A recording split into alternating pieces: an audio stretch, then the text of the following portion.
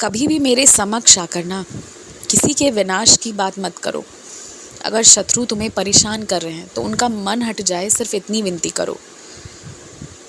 और मांगना ही है तो आरोग्यता मांगो, सुख सौभाग्य मांगो, यश मांगो, कीर्ति मांगो, मेरे चरणों का सानिध्य मांगो, बस यही मांगो और मुझ में रम जाओ। तुम्हारा सब कुछ ठीक हो जाएगा। तुम्हारे दिए हुए पैसे से जो तुमने मंदिर में दान किया था, तो उन पैसों को मैंने अपने ऊपर खर्च करवाया है। अब वो तुम्हें तो पता नहीं चल पाएगा कि किस रूप में हुआ है, मगर मेरी इच्छा से मेरे लिए ही हुआ है। तुम्हारा दिया हुआ प्रसाद भी मैंने स्वीकार किया है, सब मैंने स्वीकार किया है। जब सब कुछ ठीक होना रहता है ना, तभी अच्छे लोगों से मिलना शुरू होता है।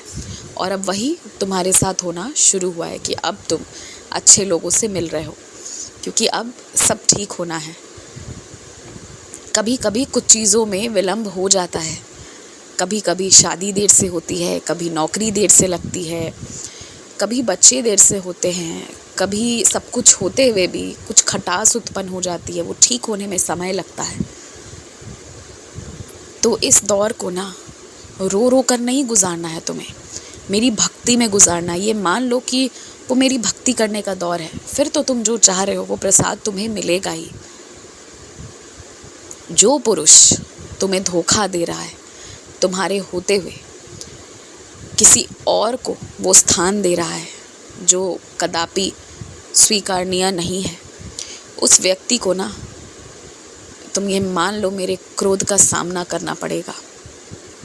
जो धोखेबाज लोग तुम्हें धोखा दे रहे हैं ना, साफ शब्दों में अगर मैं कहूँ तो उन्हें इन नवरात्रों के दिनों में ही सज़ा मिल जाएगी। तुम केवल माता के आने की तैयारी करो जोरों शोरों से। माँ भवानी तुम्हारे घर आएंगी, तुम्हें आशीर्वाद देंगी, तुम्हें दर्शन भी देंगी, मगर एक ही वादा पर कि तुम उन दर्शनों का जिक्र किसी से नहीं करोगे।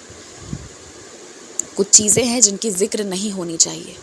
और जो तुम बीमार हुए थे ना, वो बस तुम्हारे भक्ति की परीक्षा हो रही थी कि तुम मेरी उदी पर विश्वास करके खड़े रहते हो या हार मान लेते हो। और मुझे अच्छा लगा कि तुम हार नहीं माने। अब तुम्हारे स्वास्थ्य में सुधार आ जाएगा और दोबारा जीवन में कभी भी ऐसी तकलीफ़ तुम्हें नहीं उठानी पड़ेगी। तुम्हारे सारे काम एक एक करके हो जाएंगे, बहुत अच्छे से हो जाएंगे। ऐसी कोई दवा मत खाओ जो तुम्हें बेहोशी की स्थिति में ले जाए या तुम्हारे ऊपर नशा जैसा कुछ हो जाए। जो भी करो ना, वो किसी मित्र या किसी परिवार वाले के कहने पर मत करो। अगर वैसी दवाई खाना आवश्यक है तो सबसे पहले सही चिकित्सालय करवाओ, यदि वो कहें तब खाओ, अन्यथा मत खाओ। इधर उधर की सुनी सुनाई बातों पर अपने आप का इलाज मत करवाओ। सही जगह जाकर जितने पैसे लगेंगे उतने पैसे देकर सही सटीक इलाज करवाओ। तुम्हारे ऊपर बड़ों का आशीर्वाद है, सभी का आशीर्वाद है, तुम्हारे पितरों का भी आशीर्वाद है। तो इसलिए सब अच्छा होगा। जो तुम्हारे हाथ से पाप हुआ था उसका कष्ट तुमने पहले ही उठा लिया है। अब कोई दिक्कत नहीं आएगी, कोई बाधा नहीं आएगी। जितना जो होना था वो हो गया है। तुम जिसे याद कर रहे हो उसका संदेशा तुम्हारे पास 1-2 दिनों में आ जाएगा। आयुष्मान भव।